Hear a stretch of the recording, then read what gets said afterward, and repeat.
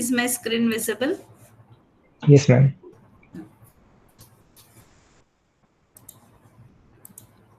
So the week 6 and 7 will cover the shell scripting. So we'll have in the week 6 we'll have a basics, and in the week 7 we'll have the covering all the control statements of your scripting. We will take some examples in the week 7. Okay, so in this week we will discuss all the control statements that are supported by your shell script. Okay, and also we will see how to we have some tools like find and how to compress your files, um, and how to make an automatic scripting, like suppose you want to take a backup of your system. Okay, so for every 15 days you want to take a backup, or every 1 month you want to take a backup of your files. Okay, so instead of running every time that you want to take the backup, instead of giving the commands every time, we will write one script which will be automatically invoked uh, when a specific event occurs. Say, suppose if we say that on every Monday at 5 o'clock in the morning, you take the backup. So it will automatically invoke on every Monday at that time, and then it will do its task. So that is called automatic scripting. So how to make that automatic scripting? So that also we will see. Okay. So let me first discuss the scripting concepts.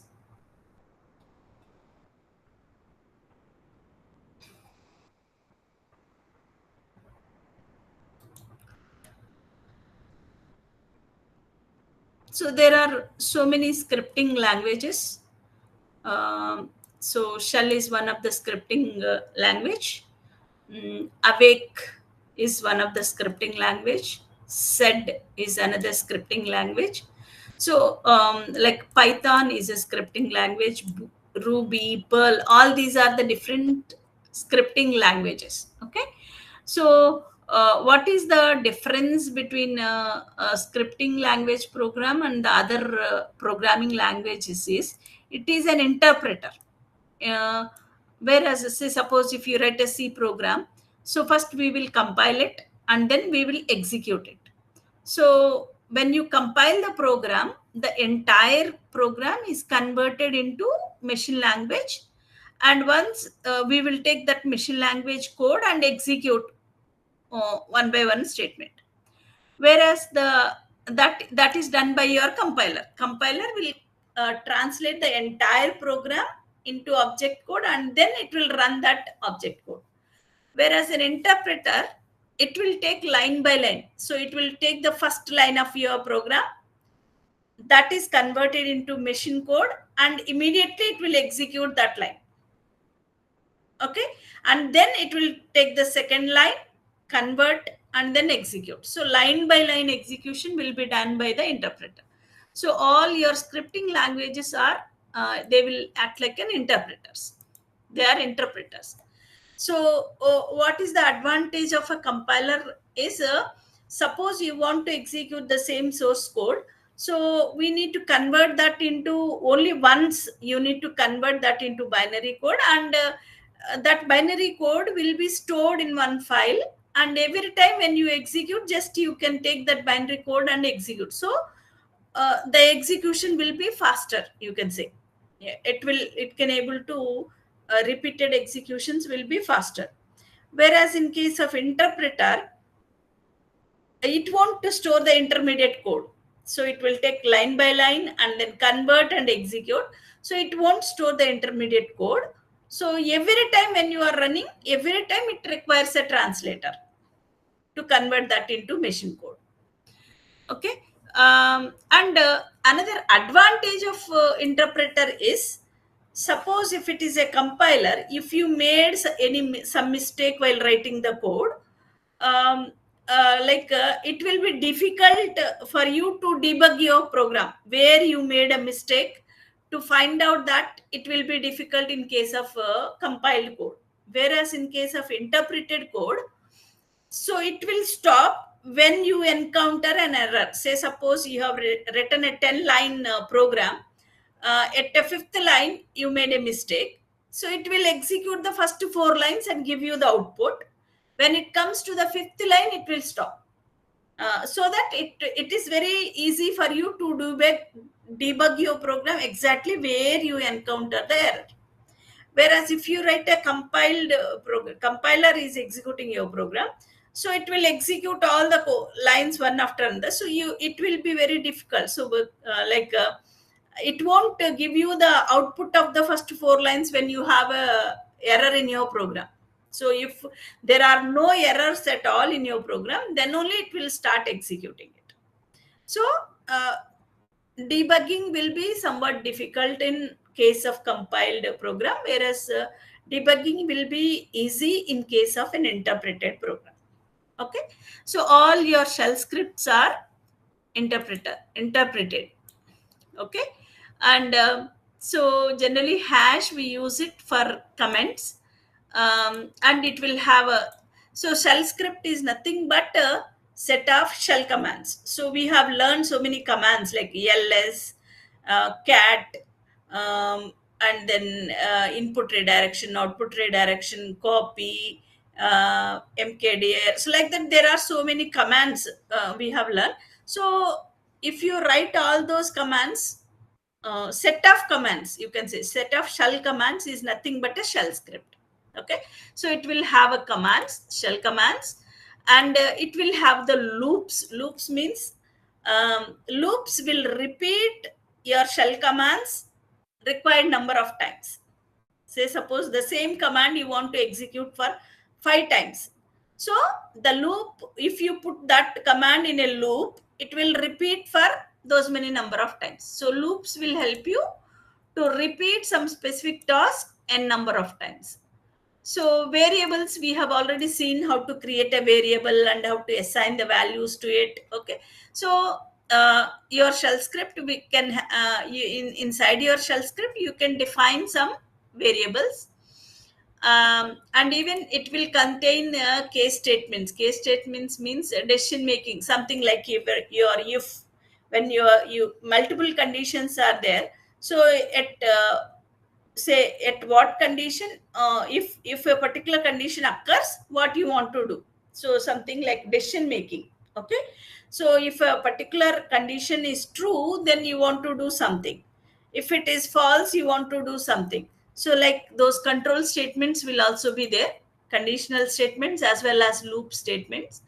And even you can able to define different functions, sub functions in your shell script. Okay, so every shell script will have all these features. These are the some of the features that every shell script will have. Okay, we will see what how to work with all these features and all we will see. So generally, your shell script is of two types: sourced script or executed script. Say for example, okay.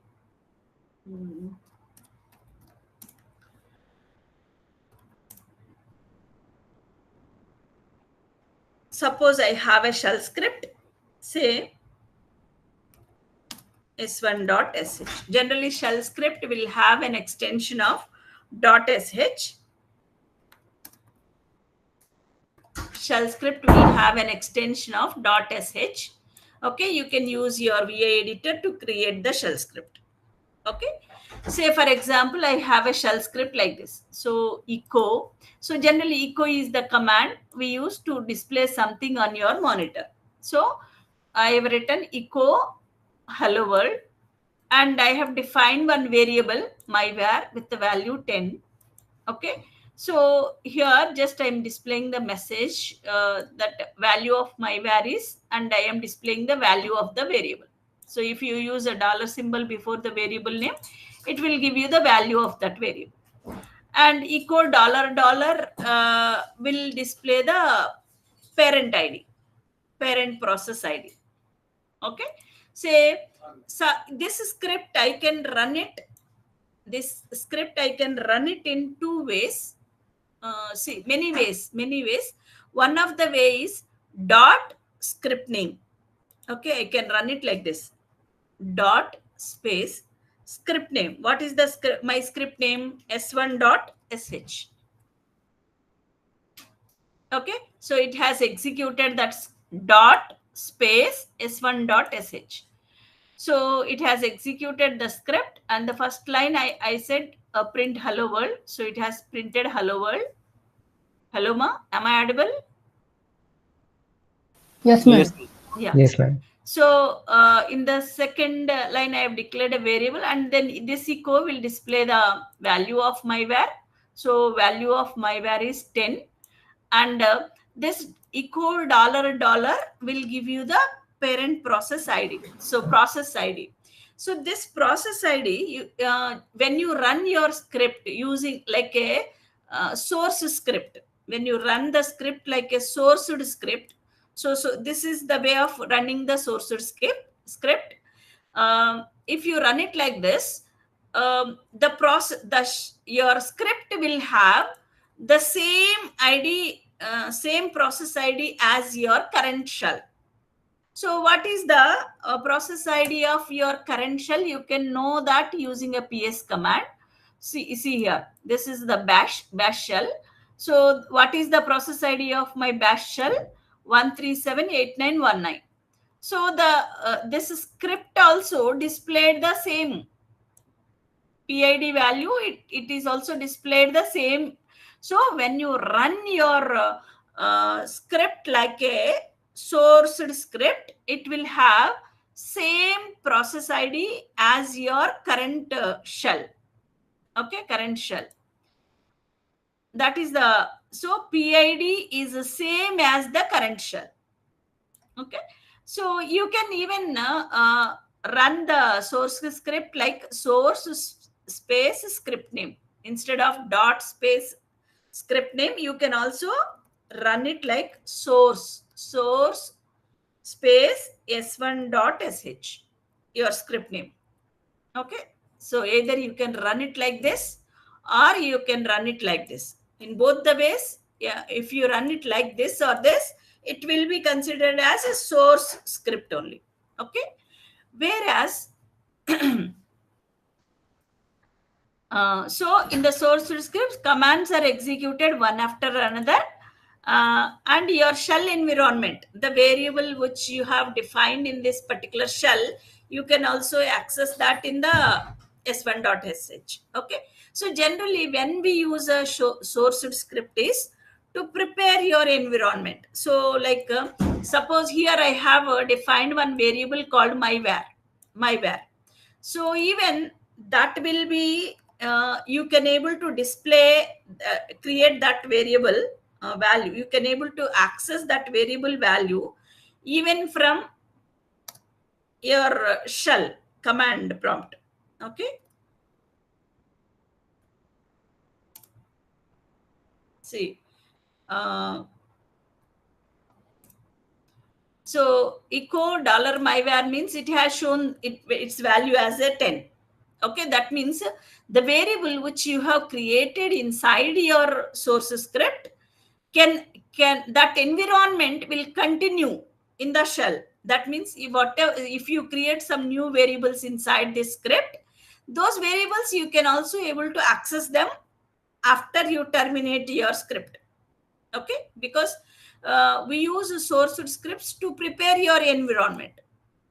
So it will continue, environment will continue, shell environment will continue with the variables that you have created inside your shell script.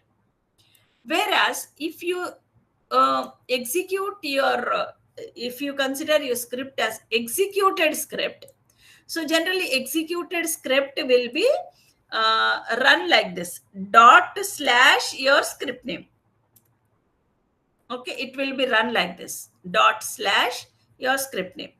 So first this script will require a permission. Say for example, let me create a new script, say s2.sh.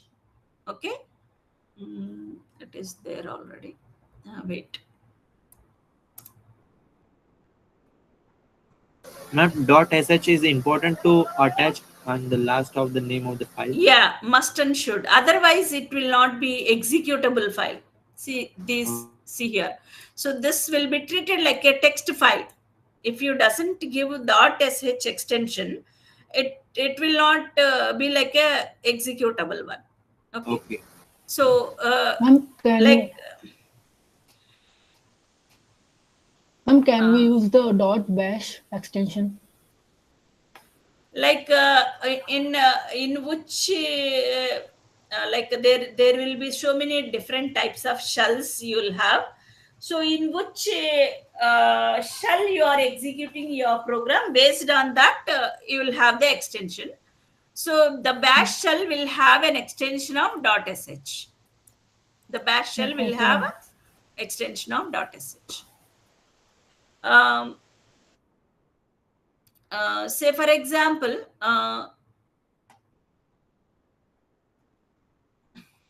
suppose let me create one new script. Okay, say vi s3.sh. I am creating s3.sh. Okay, so always first whatever you are writing, so first we will say shabang. So it will start with hash explanatory symbol. Wait.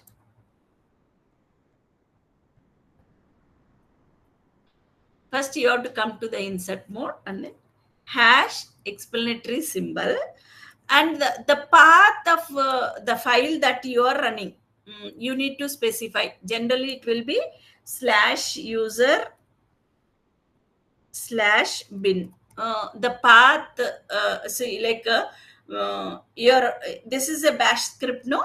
So bash dot executable where it will be. Suppose if it is a awake script, awake executable where it will be, that path we will specify here. Okay, so that we call it as a shebang. This is called a shebang. This is must. Must means it will be treated like a command only. Suppose if your system is having more than different let's say shells, different shells, C shell, K shell, bash shell, like that, different types of shells are installed in your system. Then when you run your script, it like a different shell environments will have a different syntaxes. Suppose if you are using a C shell, if you write some if statement, the if statement syntax is different for C shell and different for bash shell. Okay, so your interpreter will have a confusion whether it is to be executed with your C shell or K shell or bash shell. So to avoid that confusion, we specify where your executable will be. Okay, this is, I think, the default path of your bash shell executable. Okay, so sometimes even you'll have a bin bash/bin also. Okay, so after that, generally we mention this, but if you have only one um, like one like one shell is installed in your system, then you need not mention that. Then it will directly execute with the that shell. So we have only in your VM, you have only bash shell. So even it will execute the program, the script, even if I didn't mention this shaban. Okay. Ma'am, is this is the path where our bash shell is installed on our computer? Yes, yes, yes. This is the path where your bash shell is installed in your computer. Okay, ma'am. Okay, so first in general we write a shebang, and after that you can write your program, like whatever commands you want to write, that you can write it after that. Okay, so I am simply writing echo hello world,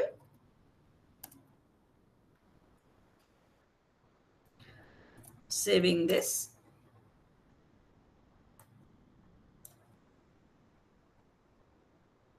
Okay, so if I run it like if I run this, it won't run. It is saying that permission denied. So when you are executing your script like executed script, so we will run it like this, /script name. It needs a permission first. So you need to, generally it won't, by default when you create your file, it won't have a executable permission. See s3.sh. So it is not having executable permission. So first you need to change that permission, chmod 755 to s3.sh. So 755 means what you are setting. For the user, you are giving all the permissions. For the group, you are giving read and write, read and execute. Okay. Say the user has all the permissions. The group has read and execute permission, whereas the others are also having read and execute permission. Okay, 755 is the meaning. 7 means all, 5 means read means 4, 1 is for execute. So 4 plus 1, 5. Read and execute. Okay, so read and execute for group and others. So that is first you need to give a executable permission. So it will ask you for the permission. And how it will execute is, it will be executed. Now if you run this, it will be executed like it will create a new process, and it will create a new child process and then execute.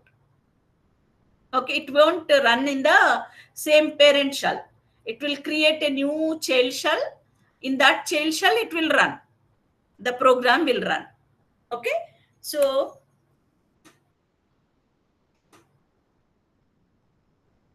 okay, maybe the path is not that one.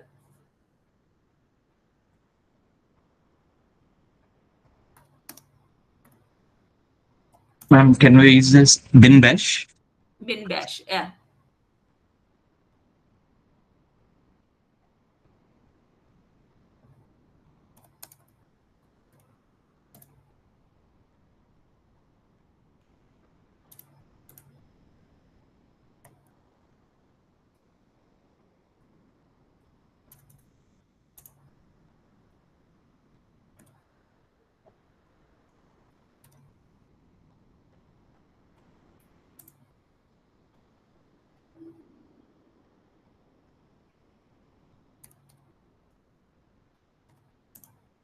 Okay, so that is the path. Bin bash is the path where your bash executables are, bash is installed. Okay, so it has run and it has given the output.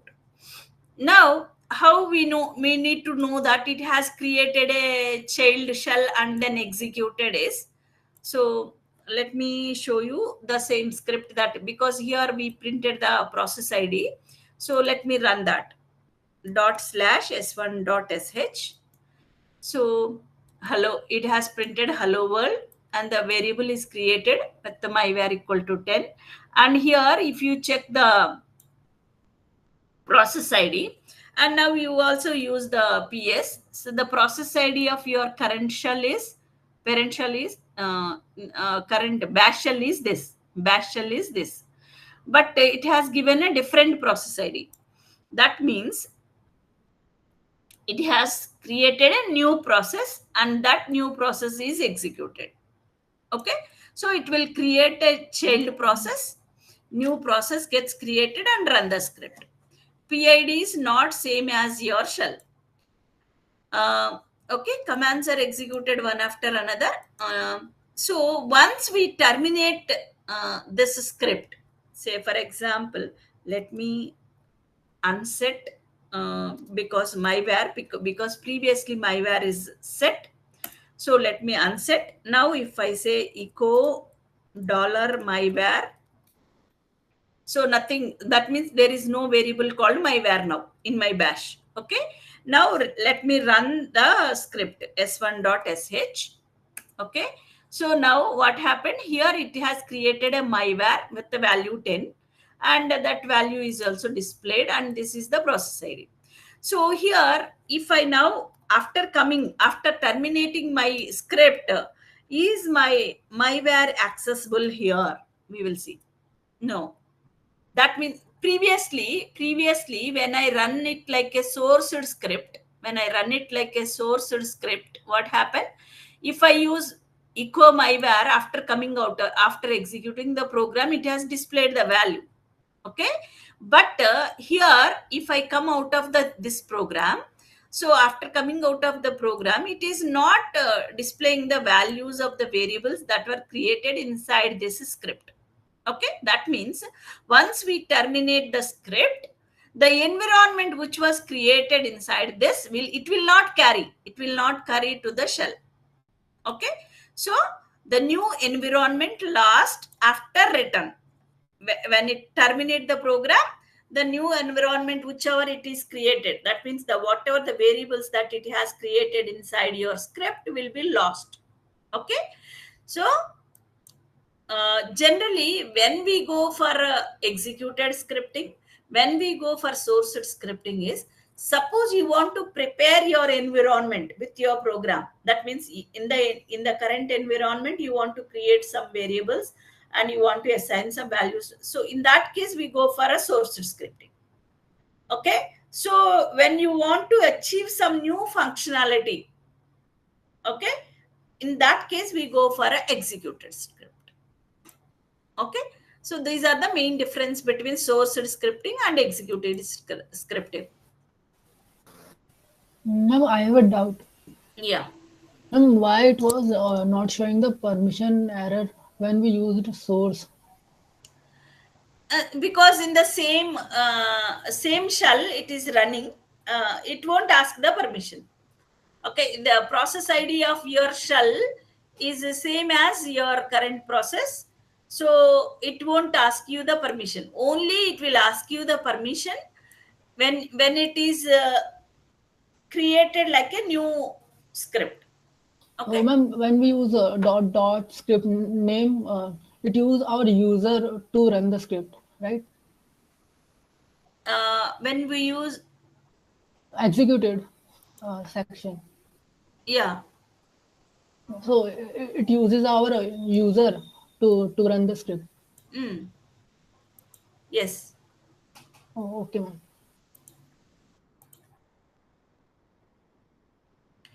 Okay, Ma'am, so yeah. ma'am, can you show? Yeah, ma'am. Above. Oh, file 1 and file 2 are not executable. And other Yeah, these are the files. text files. So You how? can't. Suppose I want to make it executable, then what should I do? Even see, if I say ls minus l, see, even if I make it as executable, so let me give the permission.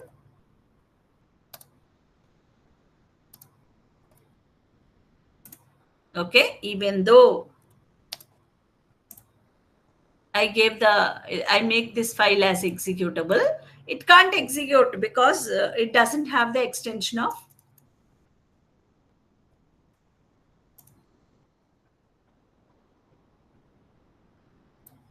Okay, it doesn't have the extension of .sh.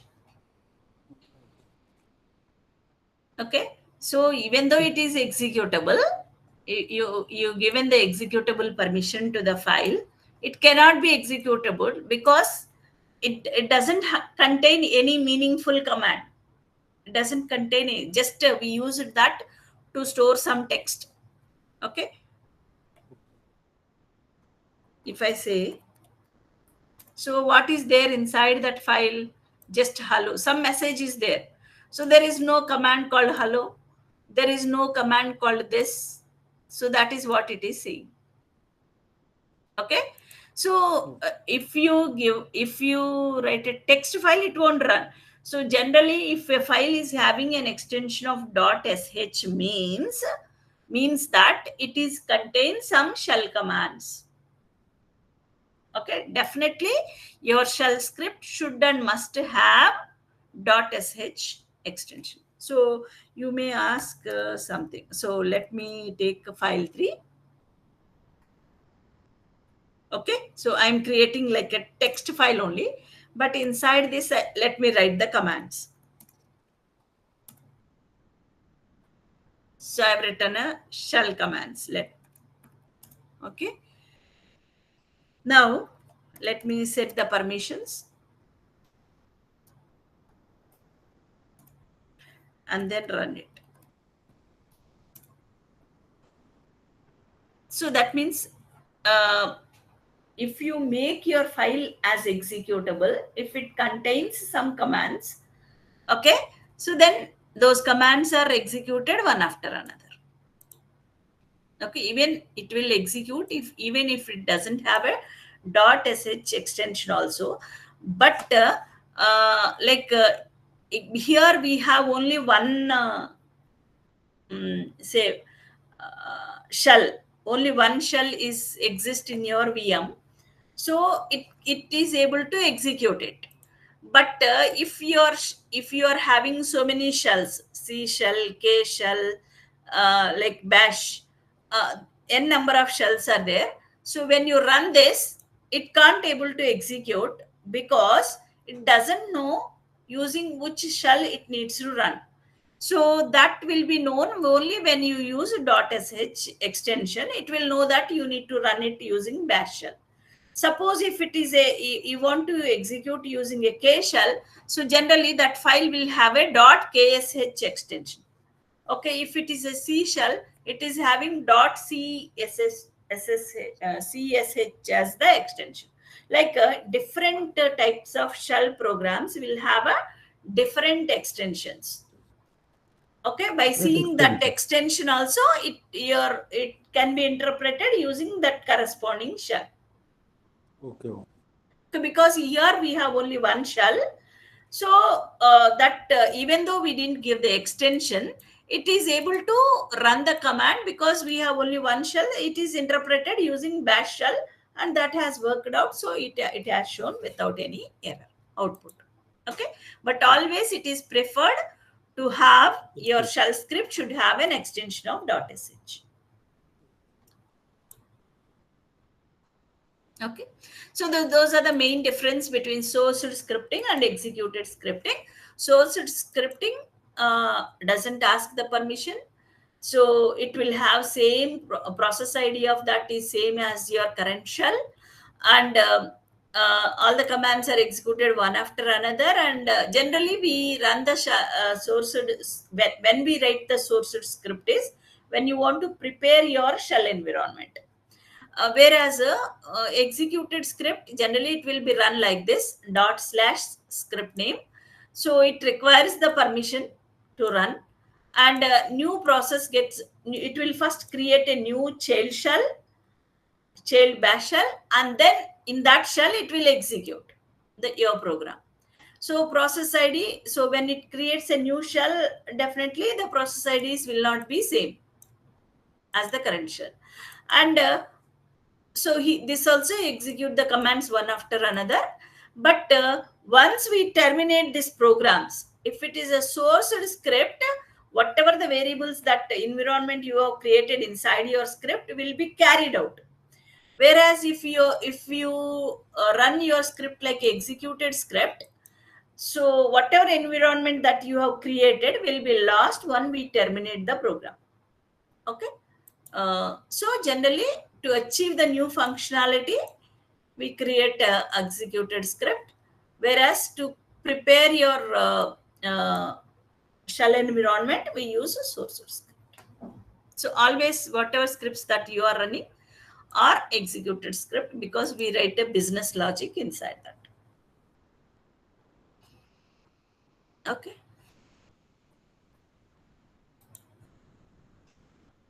Even see, generally to display the output, we are using a echo command.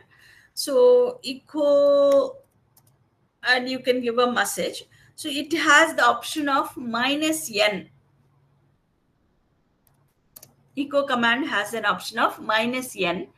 So this option generally when you say echo some message, by default along it will insert a new line character. Once it print the message, it will automatically goes to the new line. So and that means automatically it will add a /n at the end. New line character will be included in the echo command.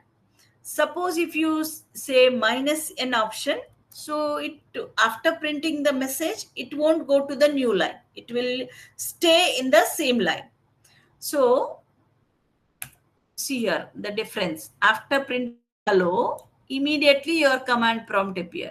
Whereas in this case, after printing hello, and it will go to the new line, and in the new line you got the command prompt. Okay, so -n means by default it won't give you the it won't go to the new line if you use -n option. If you didn't give -n option, after printing something, it will go to the new line. And also this echo command, the equivalent of your echo command, you can also write using a printf. And whatever message you want to display, that you put it in the double quotes. And here the difference is the variables you need to write it outside by specifying the format of that variable inside your message.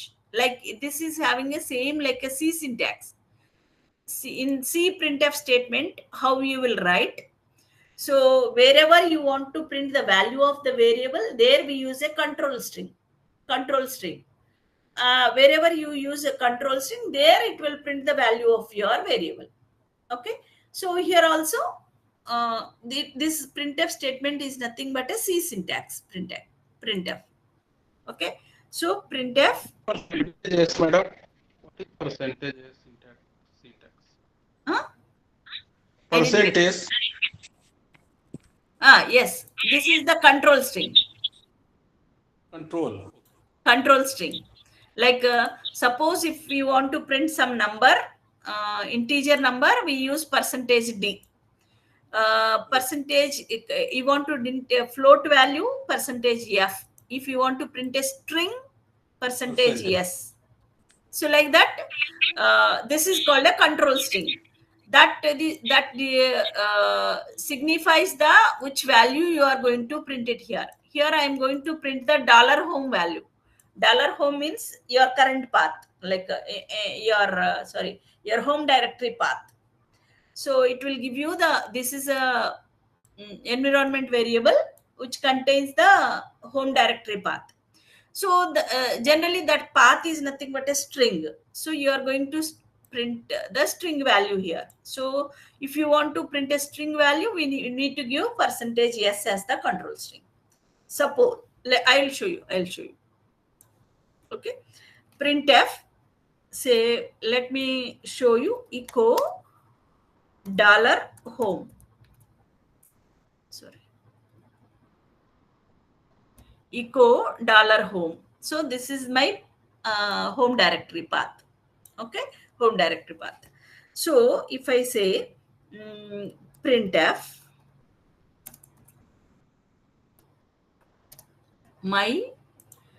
my home is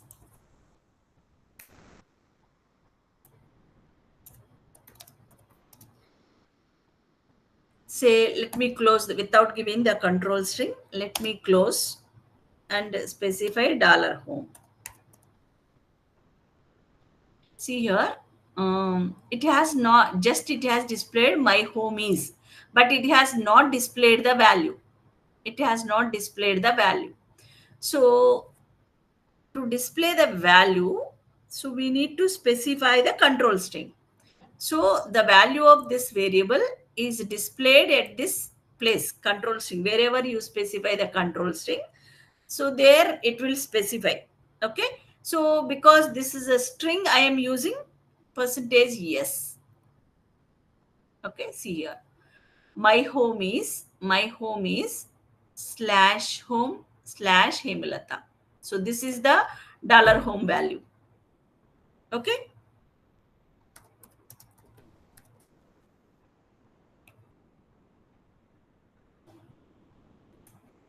This is the dollar home value. Suppose, see here, this is also work like a slash minus n option in your echo. So if you want, after this, if you want to go to the new line, so we use slash n. Slash n in your double quotes in printf statement will give you the new line. So after printing this, go to the new line, we are saying.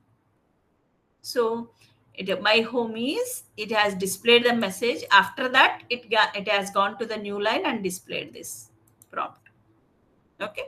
So this is a syntax of your printf statement in C language. The only difference is there you will have a parenthesis here, and after quotation you will have a comma in the C language, whereas here you don't have this comma and parenthesis. The remaining everything is same. Say for example, I want to have, say, a equal to 3, b equal to 5. I have two variables. I've created two variables, a, b. Now let me write a printf. The sum of, here I want the a value. So because a is an integer here, so I'm using control string as %d. The sum of %d and b value I want here. So %d is, I want the sum, %d. After that, slash n, quotation close. And what is my first value is $a, comma, or we will specify like this. Ma'am, what is this slash is doing? Slash n?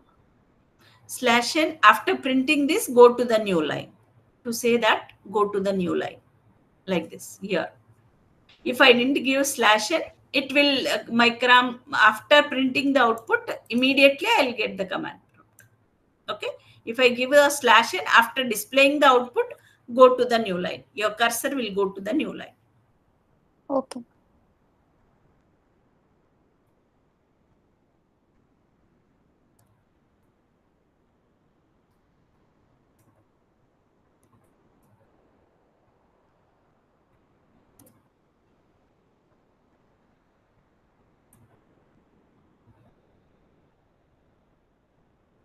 Happened. Okay. $a, comma, $b, comma,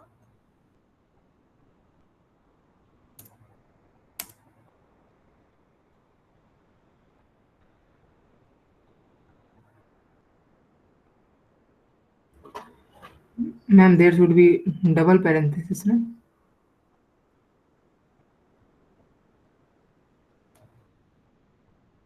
where? A plus B outside of A plus B. No, that is not the mistake. It is not taking the b value.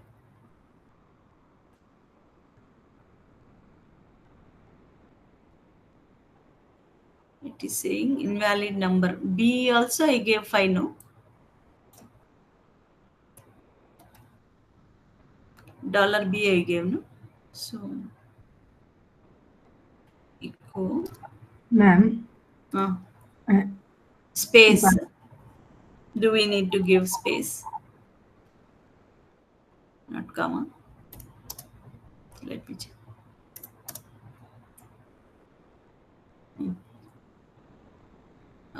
Okay. Space.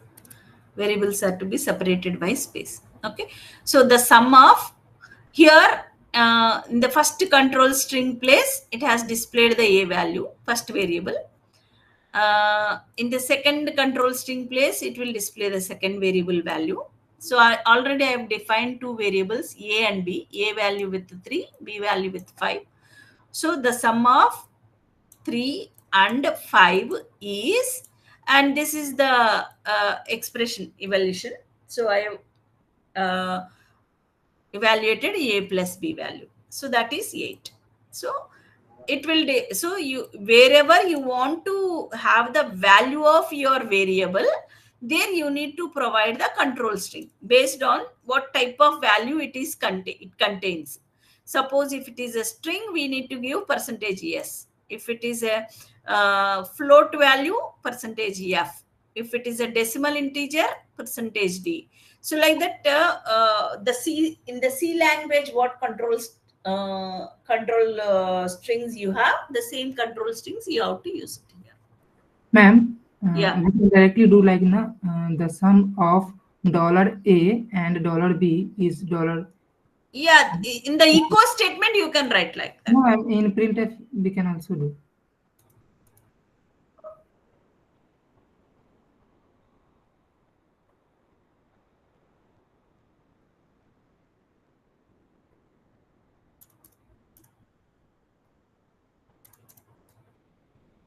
$A and $B is dollars. Dollar is and Dollar parenthesis A plus B. Yeah. okay, it is also working. So like this printf, generally we use it the C syntax. In the printf statement, you can use C syntax. If you know the C language, it will be very easy for you to write this statement. Okay, so the equivalent of this, you can use echo wherever you want. You can use echo also. But if you encounter something like this, you shouldn't take this as an error. Okay, you have to understand that. But that's why I just discussed this. So how to read input from a shell script is, you can use a read statement. Read space your variable name. It will read the value of your variable from the keyboard. So till now, how we are giving the value of your variable. So we are assigning it using equal to. Say a equal to 3, b equal to 5. So you are creating a variable with some initial value. So you don't want to create a variable with the initial value. Suppose you want to create a variable with from the keyboard, from the user, you want to take the input. So in that case, we use the statement read space var. Okay. So it will read the value of the variable from the command line, from the user, and then that value, it will store it into the variable var. Okay.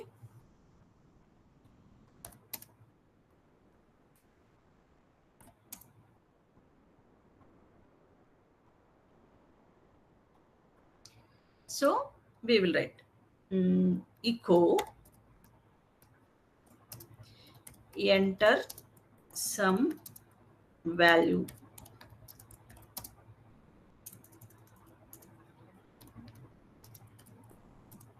Okay. So we will reading that value from the keyboard. Read var echo you entered $var. Okay.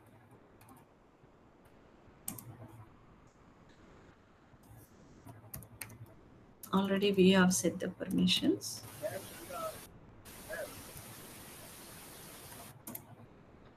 So hello world, enter some value. Your cursor is waiting here till you enter some value. Say suppose I have entered 60. So it will read that value, whatever value that you have entered from your keyboard. It will read that value. That value, again, it will store it into the variable var. And after that, we have written the echo statement to display the value of var. So you entered here, value of var is 60. Okay. So you can use a read statement to read the value of your variable from the command line.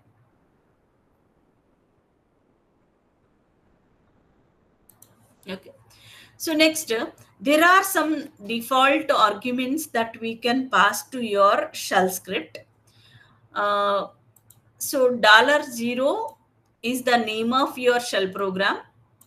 So inside your script, you can access these are called environment variables.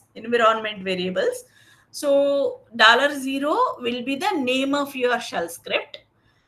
$hash will give you how many arguments you have passed to your so here I am running my shell script here. So like this.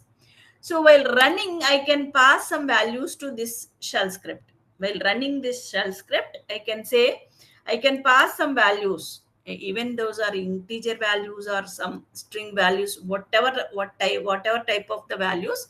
So you can pass some values to this shell script. So these values will be passed like a command line arguments.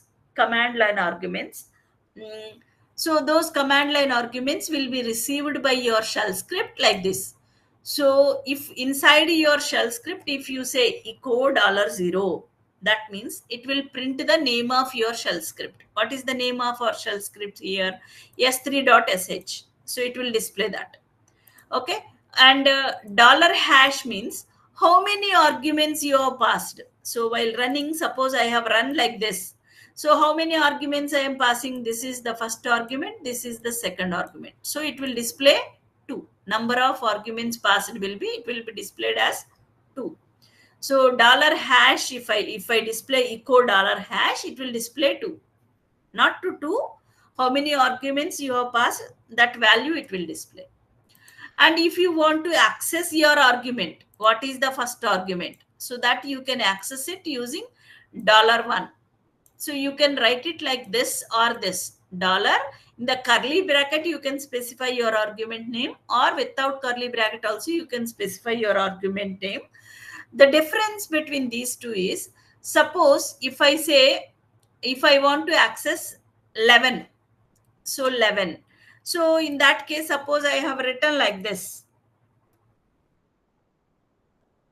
$11. If I write it like this, how it will interpret is, it will take the $1 value, first argument value, and followed by 1 it will give you. Okay. So if you don't want to interpret like that, so I want the 11th argument value. In that case, you have to put it in the curly bracket. Okay. So if you didn't use the curly bracket, so the interpretation will be changing. So it will interpret $1 followed by 1. Okay, 11th argument. So whereas the first 10 arguments, you can access it like $0, $1, $2. Without bracket also, you can access them. And suppose you want to access all the arguments that you have passed. So in that case, we use $star or $@. So it will read all the arguments at once. So if you use it like this, $star, the whole arguments will be read like a single string. Whereas if you use a $@, all the arguments are read like a separate strings. Okay, so we'll see the demo of this. Okay.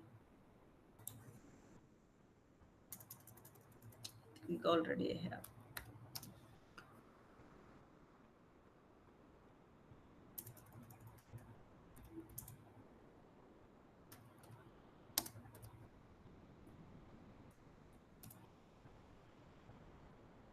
See. So this is my shell script I have written, /bin/bash. So this is a shebang. And my shell script name is, so what is the name of my shell script? p1.sh. So it will display $0 means it will display the shell script name.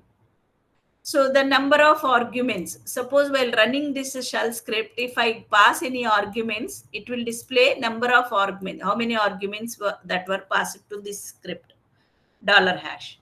First argument is $1, second argument is $2, and all the arguments as $star. Okay. I think I have stored WQ also.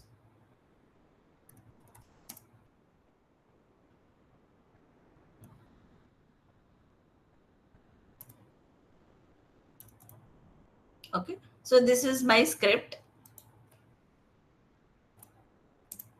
Okay, so let me run this dot slash p1 dot sh. So I have not passed any arguments while running this. So no arguments. So my script name is, so $0 means the script name it has shown dot slash p1 dot sh. Number of arguments are 0. So when there are no arguments, it can't display the values of this. Suppose if I run the same script with like this 10, 20, 30. So how many arguments I have passed? 3 arguments. So number of arguments is 3. First argument is 10, second argument is 20, and all the arguments dollar star means all the arguments. So all the arguments will be read like a single string. Okay. Yes, ma'am. So these are the command line arguments. Okay. Suppose if I didn't give a bracket also, I'll show you. So run the same script. Let me modify the script.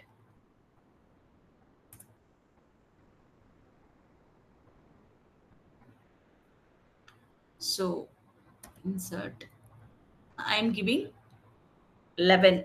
Here itself you can identify how it is interpreted. $1 followed by 1. See, if it is a variable, it will be in this blue color. If it is a string, it is in pink color. So here itself it is showing like that. Okay. Suppose if I put it like this, say this. So 11th argument, it will take it as 11th argument. So let me give it like this.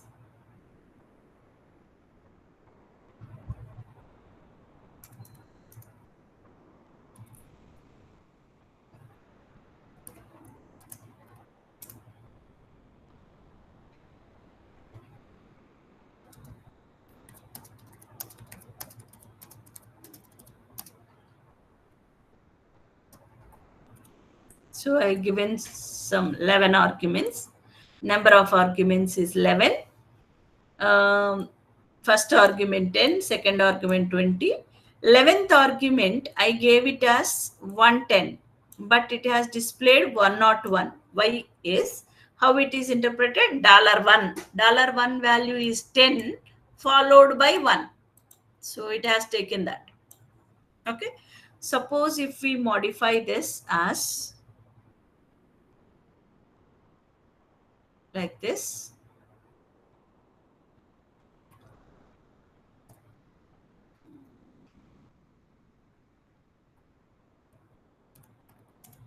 Now if you run the same, so 11th argument is 110. So like that. Okay.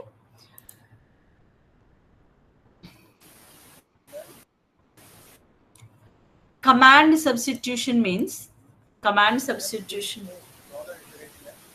Hello? $@. Yeah. That you will see the difference only when you are passing. Like when we go for the loops, I will show you. See here. If you, it is a dollar star means whatever the argument that we have passed, this whole thing will be treated like a one argument only. One argument. Single string argument. Suppose if I use $@, so this is one string, this is another string, this is another string, like that. All these are different strings. It will treat it like this. So to, if I say $@ here in this script, you doesn't find any difference. If I display $* and $@ here, that doesn't give you the difference. $* means it will display all the arguments, as well as $@ also you will see the all the arguments.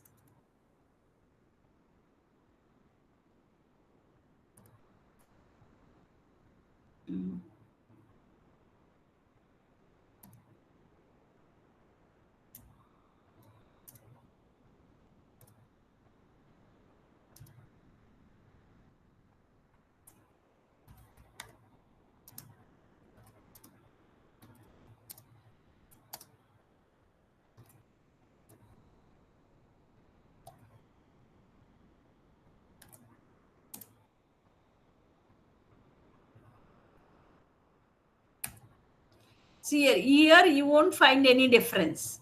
Both gave you the same output. Whereas in case of a loop, suppose I am executing for each value of this, I am executing a loop, different iterations. So in that case, suppose if I say for I in dollar star, and I have written something inside the loop, that loop will be executed only once, because this whole thing will be taken like a single string. Suppose if I say for I in dollar at the rate, then the loop statement that we have written will be executed for 11 times, because here there are 11 strings. Okay, so that difference you can able to see it only when you go to the, like when you are working on each individual value of your arguments. Okay, whereas if you print it like dollar star or dollar at the rate, it will be shown like all the text you can able to access it at once. So I will show the difference when we are executing the loops. What is the difference between dollar star, dollar at the rate? I'll show you there. Okay. So now, see the concept of command substitution. Commands. So if you write something in backquote.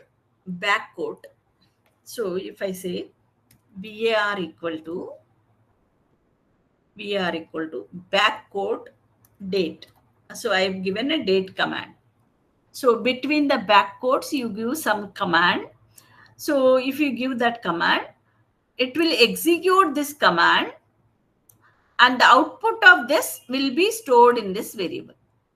Okay, if you put some command between the backquotes, how it will work is, it will execute that command. The output of that command, it will store it in this variable. Substitution. It will do the substitution.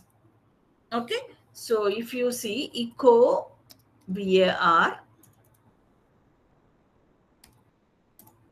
see here, what is the value of var? The current date and time. So this is the value that it goes to store. So if you put some command in the back quotes, it will work like that. Output of this, it will store it in this variable. The same thing you can also achieve like this. Dollar, put it in the parenthesis. Okay, var equal to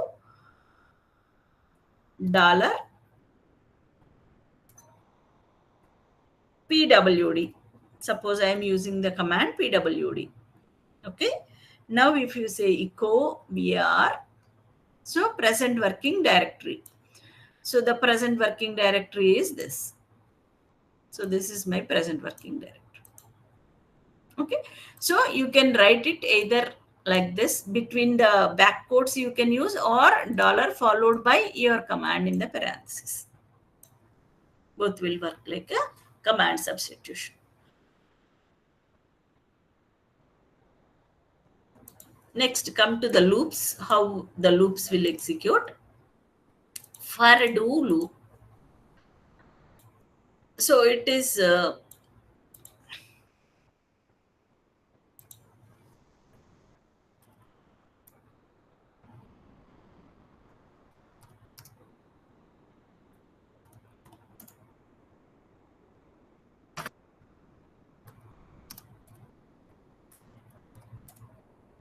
okay.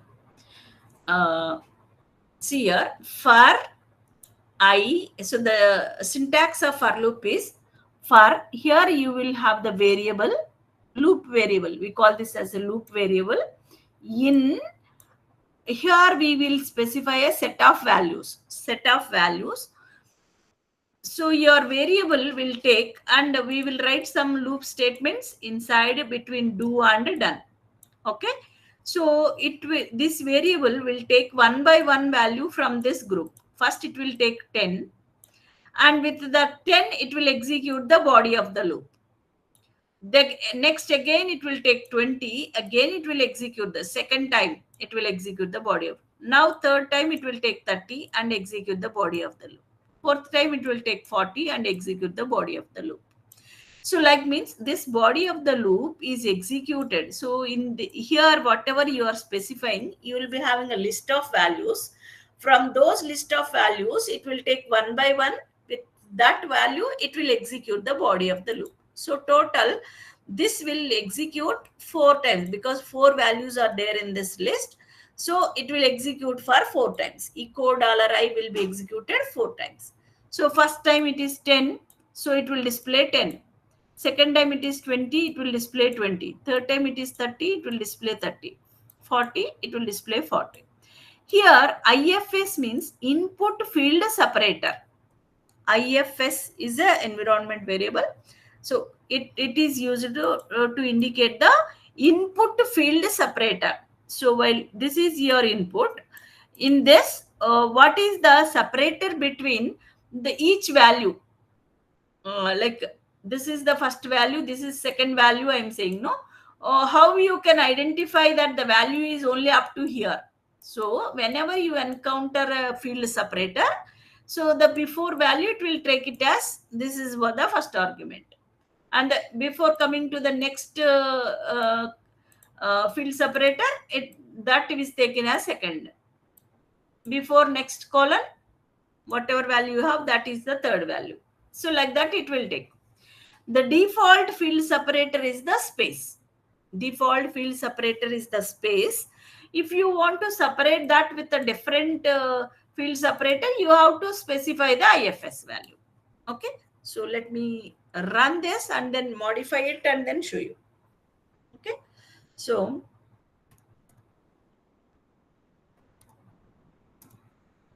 it has displayed 10, 20, 30, 40 like that. Okay. So let me modify this. So instead of colon, I am using comma. So here my input should also be separated by comma. So like this. So now if you run, it will run. Okay, suppose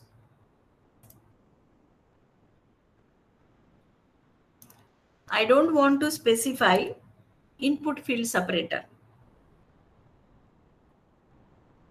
So if I didn't specify any input field separator, the default separator, it will take it as comma.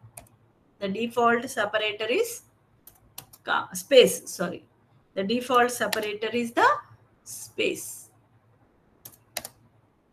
Okay. So it has displayed 10, 20, 30, 40. Default separator is the space. Whereas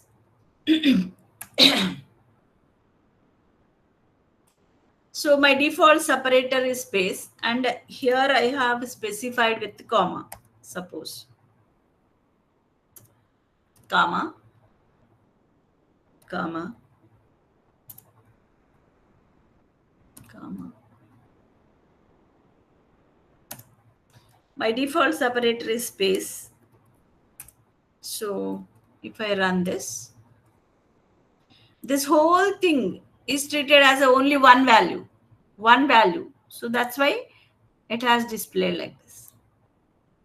Okay. Not multiple values. It has taken a single value. It is treated as a single value. So if it is treated as a different values, it might be having displayed like this. Okay. I can use multiple field separators in a single statement.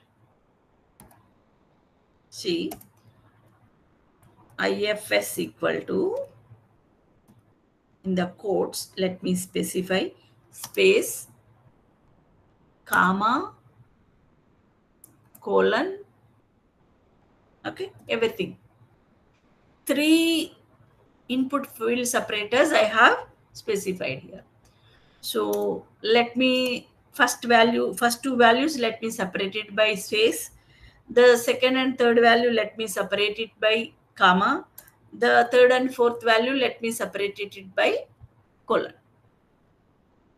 So it should treat 10 as a separate value, 20 as a separate value, 30 as the next value, 40 as the next value.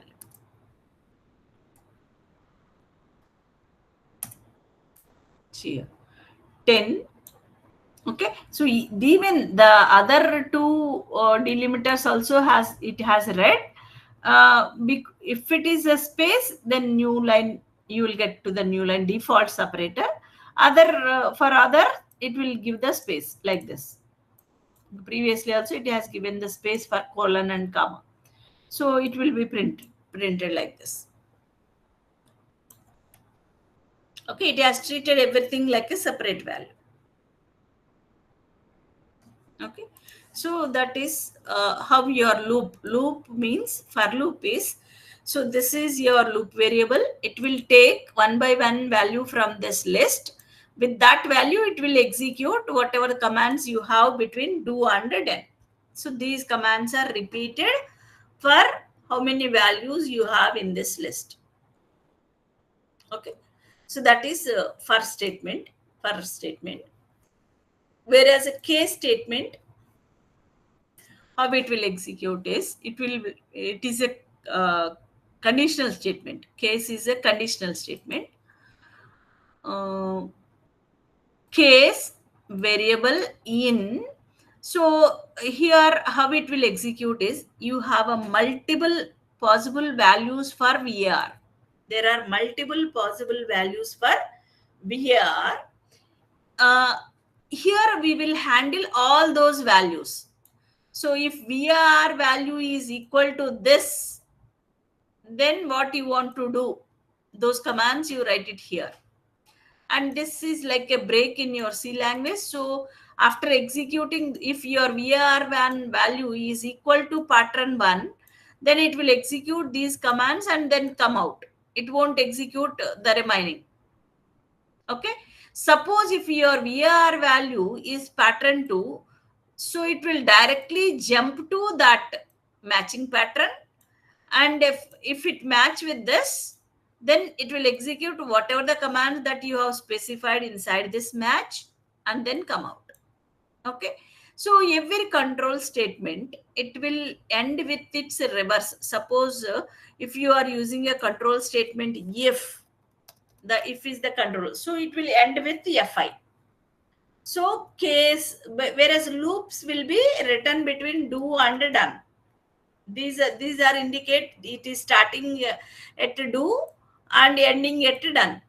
So whereas for the conditional controls, it will be reverse of it. If is a one conditional control, so it will start there and it will end at fi. Same way, case statement will end with the reverse, es ac.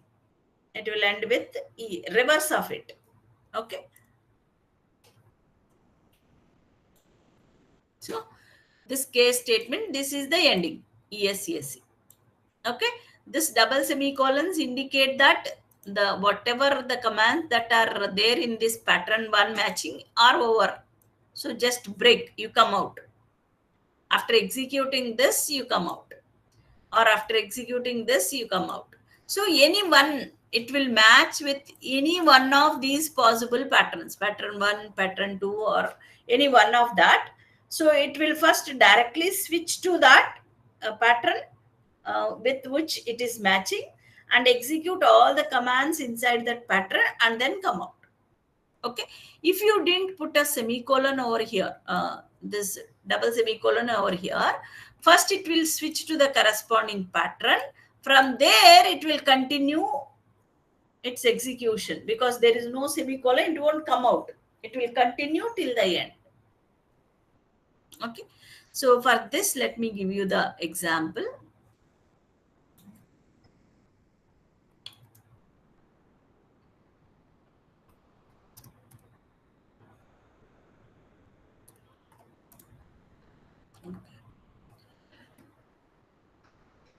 So here, fruit equal to, so I have taken one variable called fruit and I have assigned the value of that variable as orange. My fruit is orange. So case $fruit. So this fruit is having some value. So based on that value, I am switching. So if the value of this is apple, you display echo apple pie is quite tasty, and then come out. Okay. Suppose the second possibility for this fruit name can be banana. So if fruit value is banana, then echo I like banana but bread, a banana nut bread. Suppose, and then it will come out because semicolon is given. So if the fruit value is kiwi, echo New Zealand is famous for kiwi. So like some message or whatever task you want to perform, you can write the statements correspond to that. So like this, the fruit can have a multiple values. You can handle multiple cases. If none of these cases matches with your fruit value, because my fruit is an orange, so it is not an apple, not a banana, not a kiwi. So in that case, it will match. This star means default. Star means default. It will match with anything. Okay. So if none of these conditions are matched, then it will match with the default case and it will display it is not a fruit. And then come. Okay. So this is the default case. When it will go to the default case, when none of the handled cases were not matching with your variable, then it will execute the default case. If it matches with any one of these handled cases, it will execute the statements inside that corresponding pattern and then come out. Okay, so let me execute this and show you. We will change the program after execution. Say, because I have assigned the value of the fruit as an orange, so it is not matching with the apple, banana, kiwi, so it will match with the default case and it has displayed it is not a fruit. Okay. Suppose, let me modify this. So let me arrange this as a banana. So let me give my fruit name is banana.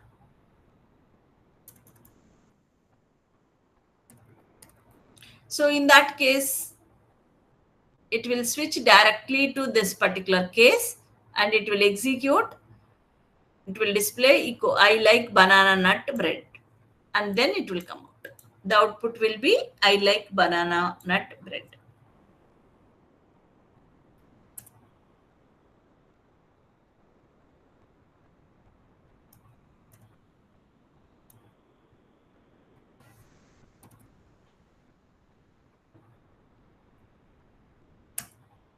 So because my fruit value is banana, it has displayed this message. Let me show you another variation. So let me remove the semicolon between banana and kiwi.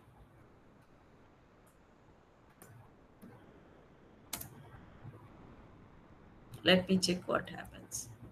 So that is a syntax error.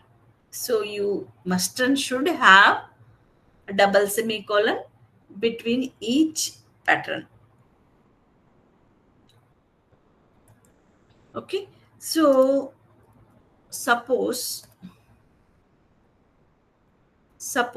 I want to do the same thing when multiple patterns comes.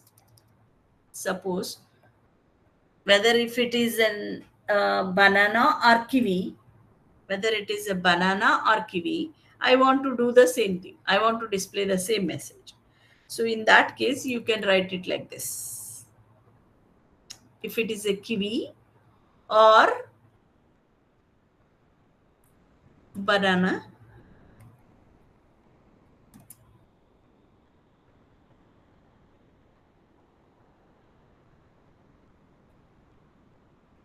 so let me remove this case.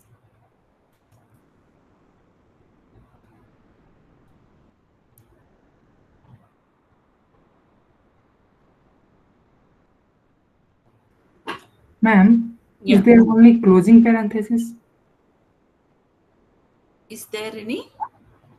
Yes, Only? this is the syntax. You will have only this. That means whatever you have written before this will be the pattern. This Okay. will be the possible value of your variable. Okay, this is the syntax.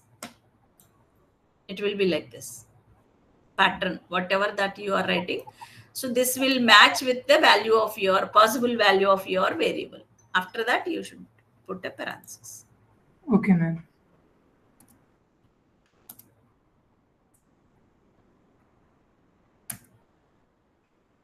Okay. I think single quote, single R. This is a single R.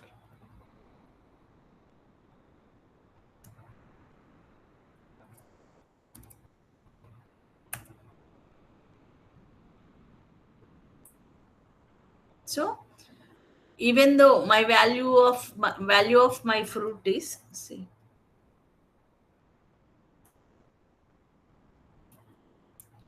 so my value of my fruit is banana. So it match with this. So either this or this. This R condition specify if your fruit name is kiwi or your fruit name is banana, you display this. Okay. So the output it has displayed this.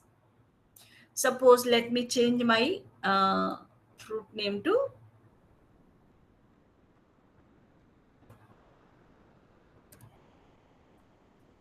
instead of banana, you put kiwi.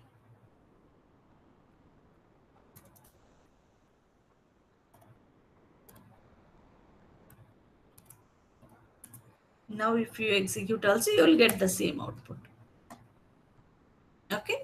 So this R condition makes that either this or this. So if it match with any one of this, you display the same value. So in that way, it will work. So your variable value will match with any of these patterns. First, it will directly switch to that pattern, and it will match if that variable value is matched with that pattern, it will execute the corresponding commands inside that and then come out. Okay. Ma'am, can we use the more than one variable in case? No. You can't use more than one variable. You can use only one. Like if you want to make a decision on more than one variable, so you have to write it one inside the another. So case var1 in inside that you can check another case. But Oh, okay, ma'am. you can't give this is the syntax, only one variable here. Okay. Next control is if loop. If control. So if control, how it will work is if so this is multiple conditions. It will be like a multiple if statement, if else ladder.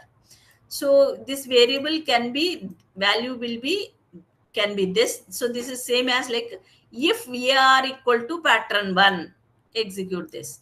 If we are equal to pattern 2, execute this. If we are equal to pattern 3, you execute this. So like that it will check multiple values you can have for VR. Whereas here we will specify one condition. If this condition is true, then you execute these commands. The meaning of this is here we specify one condition. If that condition is true, then we will execute these commands and then close it. F5. Okay. So you can write it like if you are writing a condition like this, uh, you remember that this then should be in the next line of if, then only it will work. Okay. So if you put a semicolon over here after the condition, then you can write that then in the same line. So the if syntax, you can write it either in this form or in this form. If you want to write if and then in the same line, then you should after condition you should have a semicolon. Remember that. Okay, you can use this syntax or this syntax. So let me show you the example in that.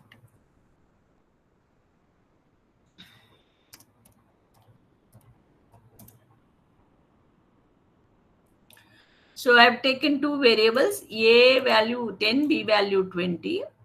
If A greater, minus GT means greater than symbol in bash, we will refer that like that. Hyphen GT means greater than, LT means less than, EQ means equal to, GE means greater than or equal to, LE means less than or equal to. So we will have the symbols,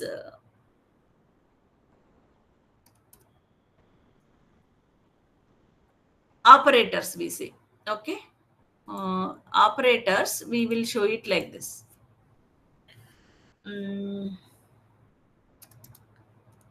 Relational operators. The meaning of hyphen G means greater than or equal to.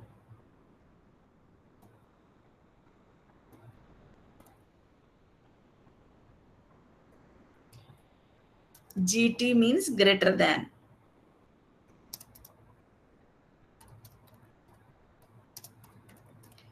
LE means less than or equal to.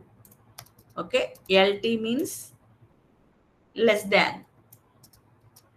Hyphen EQ means equal to. Okay, so these are the relational operators in your bash. So here what I did, A value 10, B value 20. If A value greater than B value, then you display this, A is bigger. Else means if this condition fails, then it will come to the else part and execute this. If the condition is true, then it will execute the then part. Okay, this is a simple if else.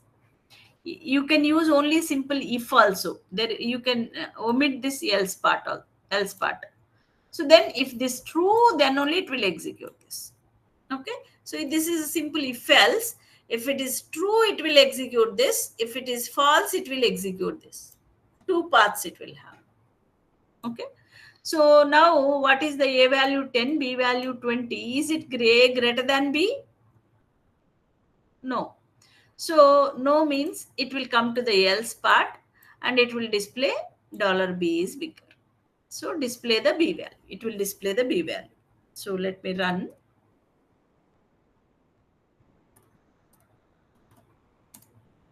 So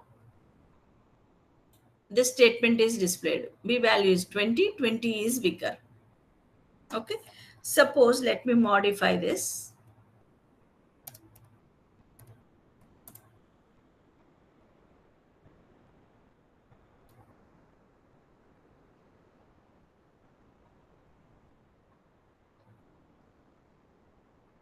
So let me take the A value as 30.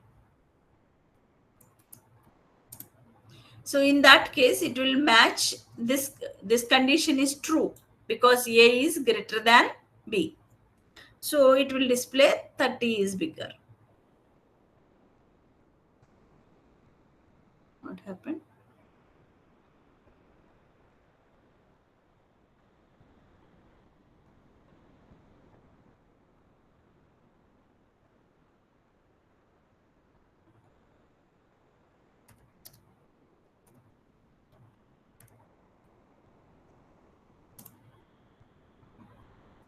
Okay, it is not double equal to I have used. I may have modified like that. Vi p5 dot sh subprograms.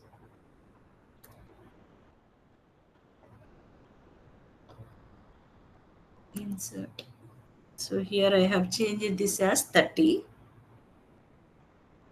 $A hyphen GT greater than $B. Oh, complete program has changed. Echo dollar A is big.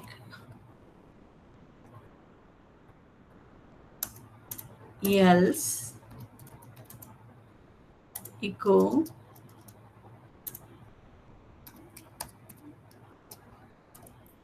dollar B is big.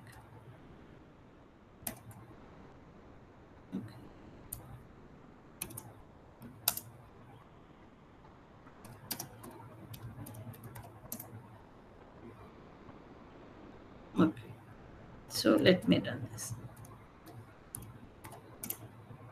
So 30 is big because this condition is true.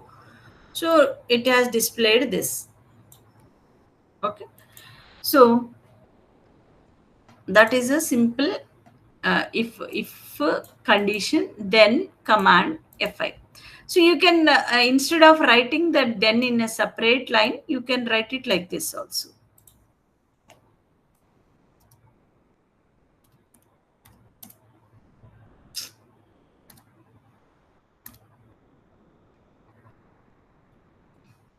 So I've written a different program, I think of. So if here, if you put a semicolon, then you can write then here. Otherwise, if you, without putting semicolon, if you write that then in the same line, okay, it will give you an error.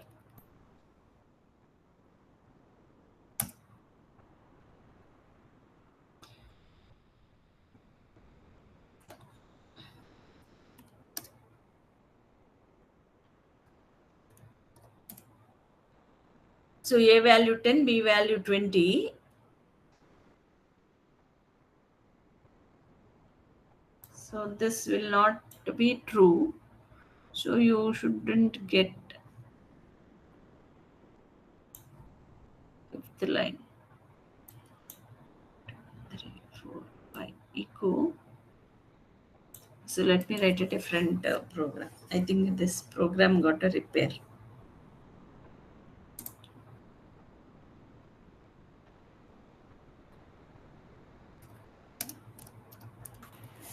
And the space before $A and the space after $B, should that be there or should it be removed? Or the double equal to, should we remove the space in between? Like in the square bracket, test condition, that we call it as a test condition.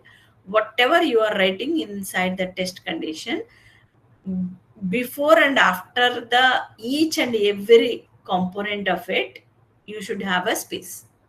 Okay, like Okay, ma'am. between the square bracket and $A and $A and your operator and the next operand and operand and so whatever you put it in the square bracket, so each and every component must be separated by space.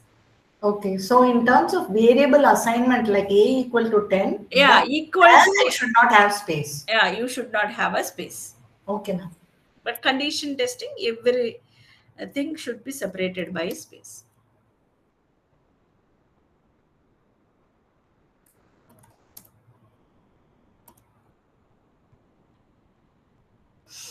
So A equal to 10, B equal to 20, if $A equal to $B, and this double equal to is a condition. It will check whether both A and B are having same value or not. Semicolon, then echo not equal. Ma'am, what is minus EQ means, ma'am? Sometimes we use minus EQ. Yeah, minus EQ means equal to. Instead of double equal to, you can write hyphen EQ.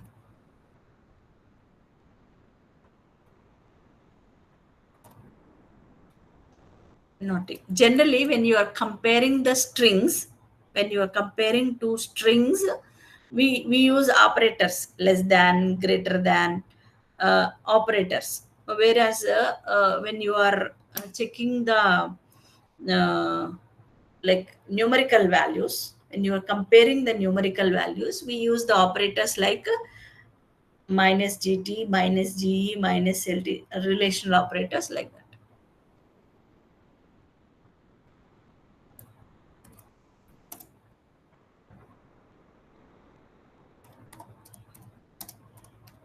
I'll show you the what are the operators available in scripting language.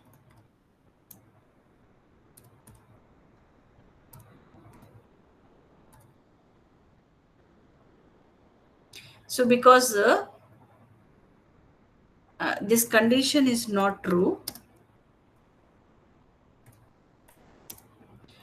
so because a not equal to b, so this condition is false. So for false, we didn't return anything here. So that's why we didn't get any output over here. Okay. Suppose if I modified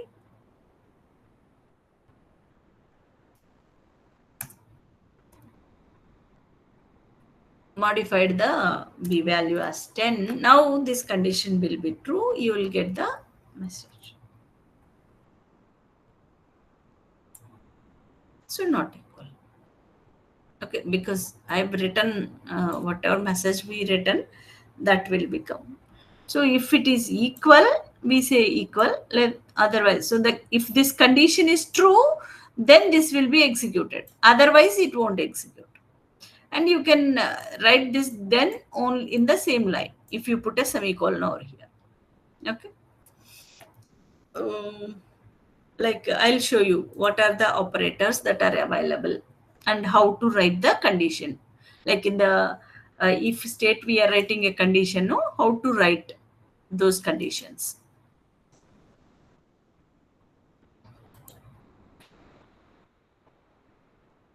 Suppose you want to check whether it is a file execute, like you can write it like this, test minus e file. Okay. Or you can also, instead of writing a test command, test, this square bracket will work like a test command. Okay. So you can also write that as minus e file. This is same command. You can also write it like this. So this square bracket itself means that it will test. Okay. So if you are writing, you can also write the same expression in double square bracket also. Okay. Or you can also write in parenthesis. This is called a C type of syntax. If you are using any C type of syntax, C language type of syntax, in that case you have to put it in a double parenthesis. So here all your operators, C operators will work. If you put this inside double parenthesis, all your C language operators. So instead of minus GE greater than means minus GT you have to write.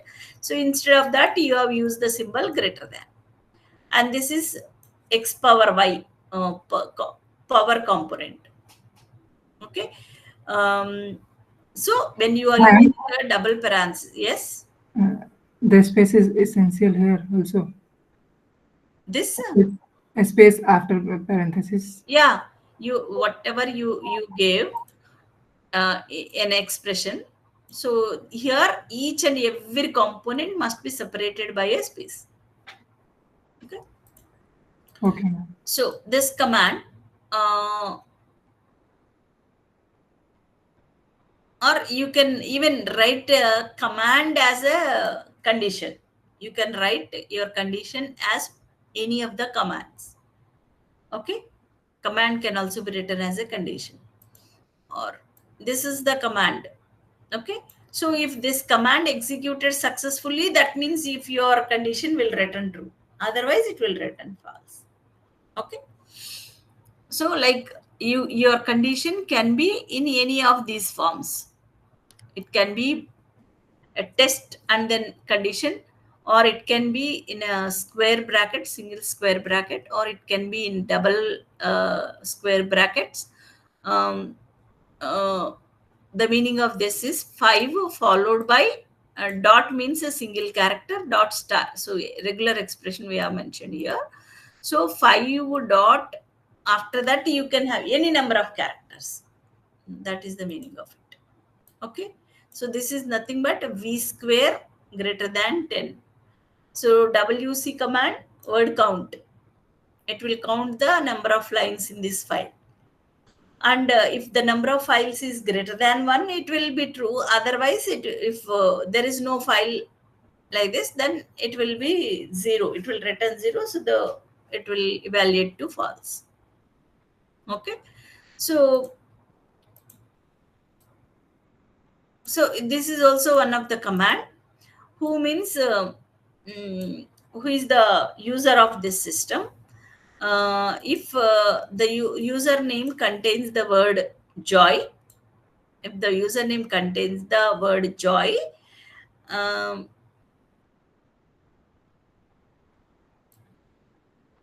greater than, dev means nothing, like it is redirecting. Greater than is a redirecting. So just ignore. It is saying just ignore. If the user is joy, you simply ignore it. That is the meaning of this. Okay. So like your conditions, you can write it in any of these ways. Whereas comparisons, you can do string comparisons, numeric comparisons, or file comparisons. Okay.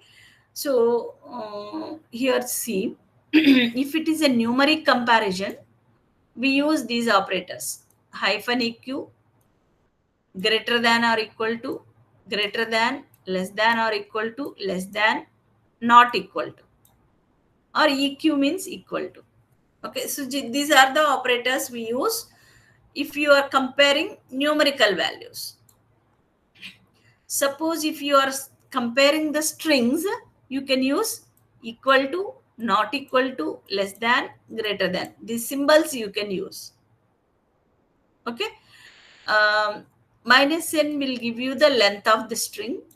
Minus z will check whether this string is null or not. The length of that string is 0 or not. Okay. So these are the comparisons that operators we use when you are comparing the strings.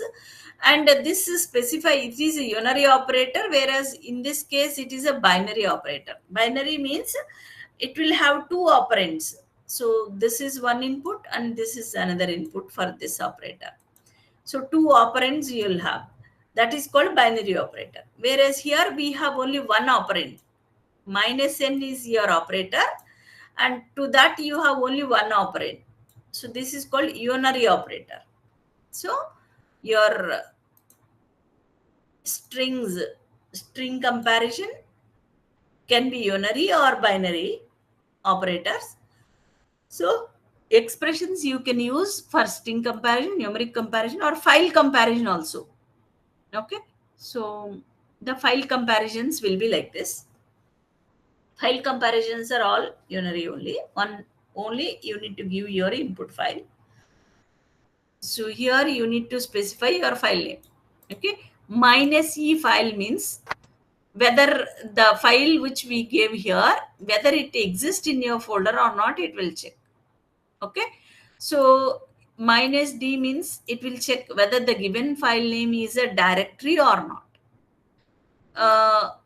Normal regular file or not. Minus f means whether the name which you have, say suppose I gave like this, if minus f f1, suppose this shell p5.sh, suppose I gave like, so it is a normal file, regular file, it will give you true. Okay. So minus r means, is it the file exist, it will check, and whether it is readable or not also it will check. Readable. Okay. Minus yes means it will check file exists and is not empty.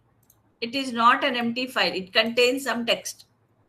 Okay. Contains some values. File exists and whether it is writable or not, whether it is executable or not. Okay. whether it is owned by the owner or not, whether it is owned by the group or not. Okay, so you can compare your file for all these permissions, like whether it is having read permission or not, write permission or not, execute permission or not, whether the file is empty or whether file is contains some text, whether the given file is a directory or whether given file is a symbolic link or whether the given file is a device file. So like that, all types of files it will check. You can use for file comparison. So even you can compare the binary files based on the time. Suppose file 1 is created today and file 2 is created yesterday. So in that case, file 1 is newer than file 2. That condition will be true. File 1 is newly created than file 2. Whereas file 1 is older than file 2. That means file 1 is created first, after that file 2 is created. In that case, file 1 is older than file 2. Whereas here, in this case, file 1 is newer. That means file 1 is created after file 2. Okay. So it will check the creation date also.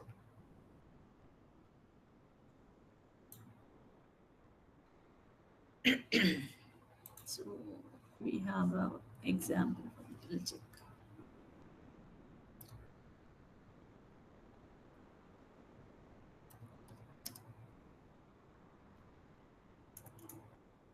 I think we have examples only up to that. I'll give you the examples in the next class. Next class for all these. So this is another loop condition, loop statement. Previously, we have seen a for statement for repeating something. So how it will work? You will give the list of values. So among those lists, how many values are there? Those many number of times it will execute the commands inside do and done. So whereas a while loop, here we specify the condition. As long as this condition is true, it will execute. It will repeat these statements. Okay. So when this condition becomes false, it will come out of this loop. Okay. So here, like this event occurs, it will run. Whereas in that case, in case of for, we will know specifically how many iterations it will do, how many values we have in the list, those many iterations it will do. Okay. Suppose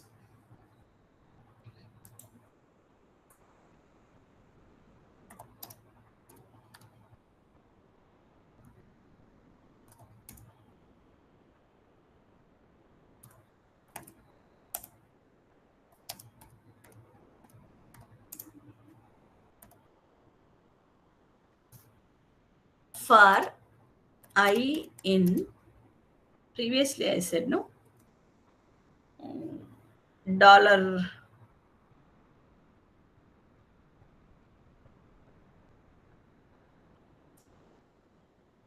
at the rate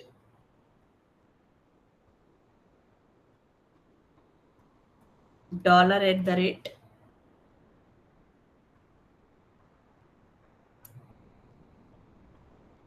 echo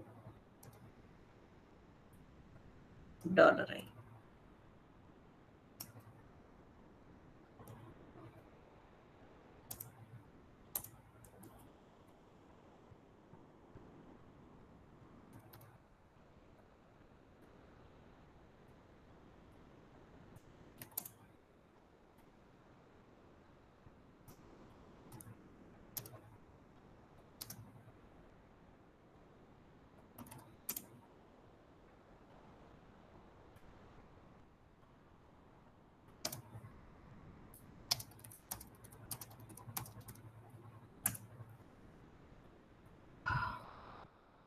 I think you need to have a dollar before that.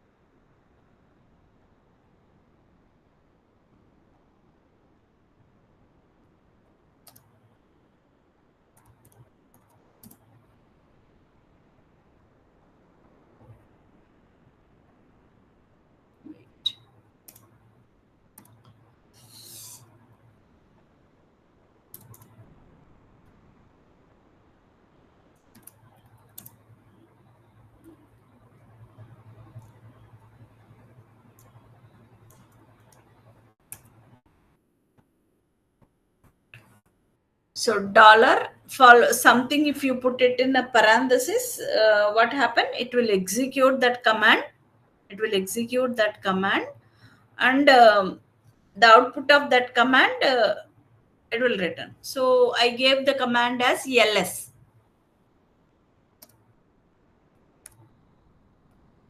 Here I gave the command as ls. So what it will do, it will execute the ls command in the current folder. So ls will list out all the files in this. So these are the different files. So for each file value, name of the file, echo is executed once. So it has displayed the contents of my directory. Same way, dollar command line arguments, no? So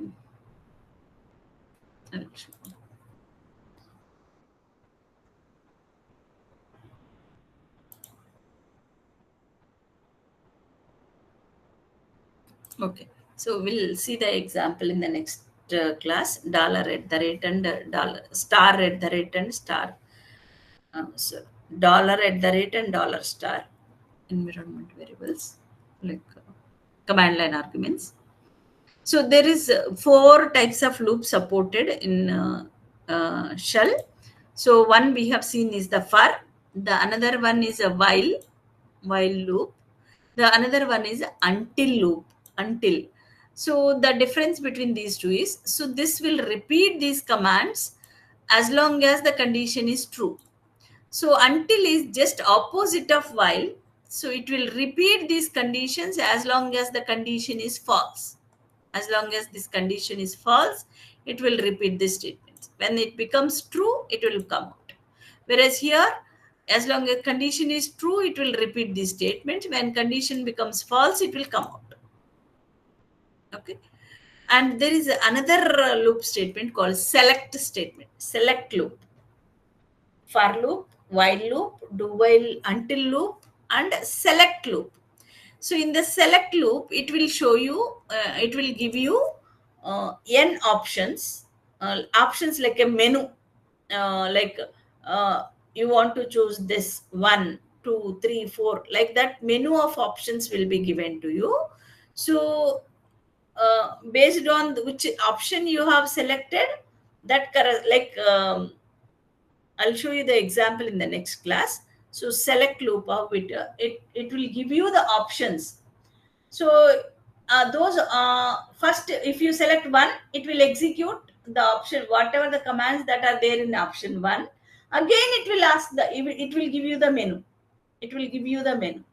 So again, you can choose a different option and then execute the commands in that option. Again, it will give you the menu. So your menu will be presented to you till you select a exit or a quit. So that will also, that is called a select loop. Okay. So there are 4 types of loops supported: for loop, while loop, until loop, and a select loop. Even we can define the functions inside the script. So we will see these examples in the next class, how to define the functions in the C class, like program. That also we will see it in the next class. Okay. So the both week 6 and week 7 is a shell scripting only. Okay. So here we just seen the syntaxes of everything. So there we will show you for each and every syntax, we will show you the example in the 7th week. Ma'am, Yes. what is, ma'am, a test minus e file you have shown in slide? Yeah. Test. Let What me is show the you. meaning of that?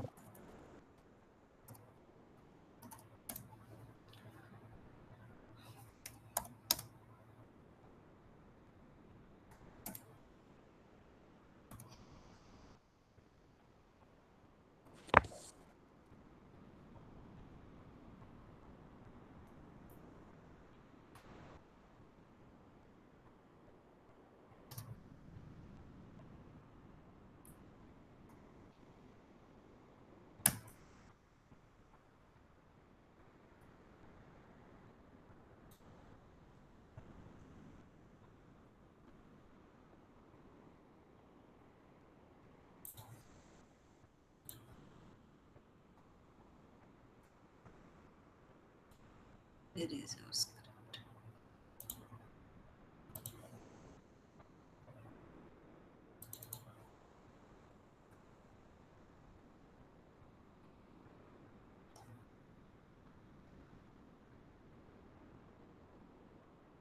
So whether the given file is eg- file exists or not, it will check whether the file exists or not. So let me even without script we can check that.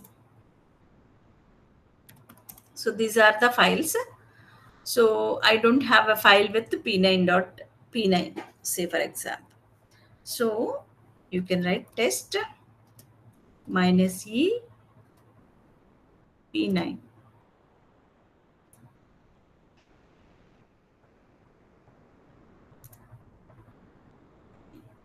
Like it will test if it is true, we want to do something. Okay. Vi p8.sh. Okay.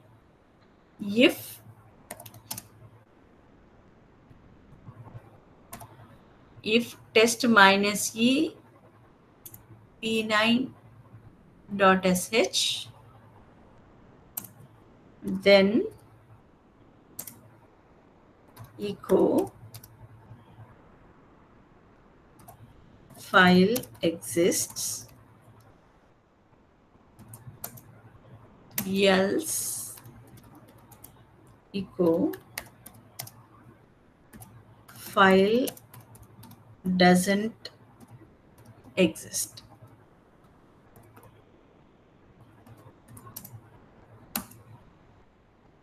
Yeah.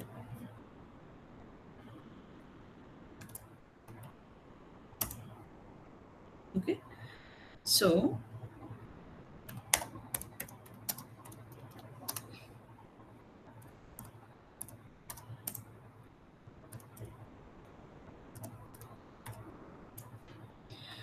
see here, we don't have the file with p9.sh.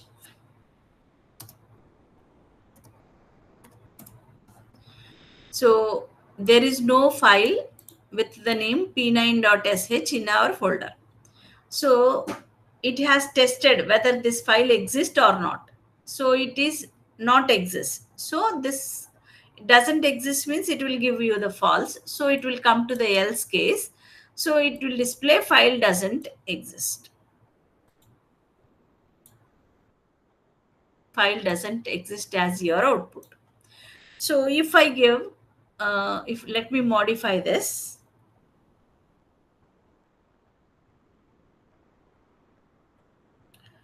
So if I give the existing file name, p9, so we have a p1, p2 like that, no?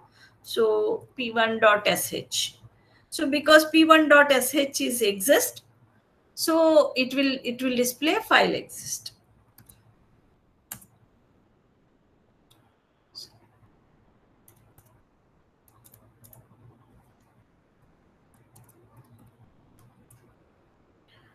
So if I run this now,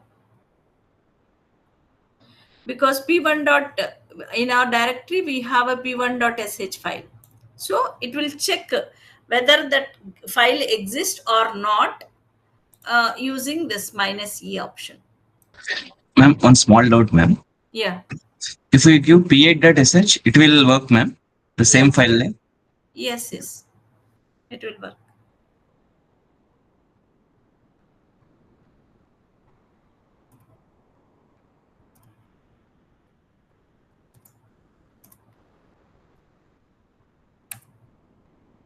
It will work. Okay, ma'am. Thank Check you. the current directory whether that file is there or not. Okay. So like that, it will check whether it is a directory or not. Minus d means. So what are the directories we have in this folder? Backup. Backup is one directory. Log files are one directory. So if I modify this, instead of e, if I say minus d, so it will check whether this is a directory or not. So, p8.sh, is it a directory? No. So it will display file does not exist. suppose if he, instead of p8.sh, if I give the directory name, okay, so because p8 is not a directory, so it displayed the else part.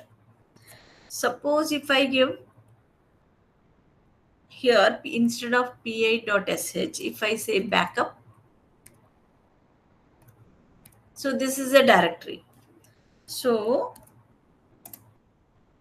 if I run this, it will display the true part, then part. So like that, you can check whether the file is a directory or a regular file, or whether file is readable, whether the file is empty or not, whether the file is writable or not, whether it is executable or not. Okay, whether it is owned by a particular current user or not, whether it is owned by the current group or not. So like that, you can check out on a file. Comparisons, you can do it on a file. Any Ma'am, other? instead of test minus e file, we can write a square bracket minus e file also. Yeah, instead of minus e file, you can write a square bracket minus e file also, instead of test. If condition, you can, instead of condition, you can write like test also, sorry, minus e file. Instead of that, you can write it in the square bracket, or you can write it test, test. Then write a square bracket if is not necessary. Yeah, not necessary. If you write a test, square bracket is not necessary. If you write a test, square bracket is not necessary. If you didn't specify test, you have to put this in the square bracket. See here. If you didn't write this, you have to put this command in square bracket. You have to write it like this. Okay. If you write a test, you need not put the test itself. Square bracket is equivalent to writing the command test. Okay. Any other doubt?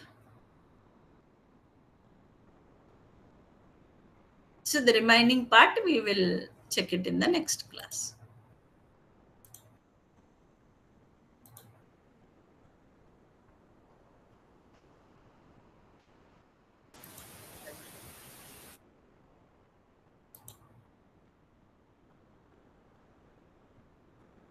So any other doubts, ma? Okay. So good night, ma. I'm logging up the class.